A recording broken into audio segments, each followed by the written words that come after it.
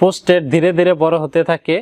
Prostate যত বড় হয় প্রস্রাবের রাস্তা ততটা সংকুচিত হতে থাকে। প্রোস্টেট বড় হয়ে যাওয়াকে মেডিকেল পরিভাষায় প্রোস্টাটিক হাইপারপ্লাসিয়া বলা হয় বা বিপিএইচ বলা হয়। প্রোস্টেট বড় হয়ে গেলে ঘন ঘন প্রস্রাব হয়, প্রস্রাব ধরে রাখতে পারা যায় না, প্রস্রাব ফোটায় ফোটায় ঝরে। প্রস্রাব করার পরও মনে হয় যে কিছু প্রস্রাব মূত্রথলিতে জমা রয়েছে। প্রস্রাবের তীব্র বেগ আসার পরেও প্রস্রাব করার সময় প্রস্রাব না হওয়া। প্রস্রাব করার সময় যদি বেশি প্রেসার ক্রিয়েট করা হয়, বেশি চাপ দিয়ে প্রস্রাব করার চেষ্টা করা হয়, অনেক সময় প্রস্রাব একেবারে বন্ধ হয়ে যায়। প্রস্রাবের সাথে রক্ত বা পুজ বেরিয়ে আসতে পারে, প্রস্রাবের কালার পরিবর্তন হয়ে যায়, প্রস্রাবে প্রচন্ড দুর্গন্ধ আসে। অনেক সময় তলপেটে ব্যথা হয় এবং প্রস্রাবের রাস্তা অর্থাৎ মূত্রনালীতে প্রচন্ড ব্যথা যন্ত্রণা হয়। কাঁপুনি দিয়ে জ্বর আসে। সব সময় একটি অস্বস্তিকর অবস্থা বিরাজ করে। প্রোস্টেটে সমস্যা হলে ফিজিক্যাল অ্যাসেসমেন্ট করতে হয়।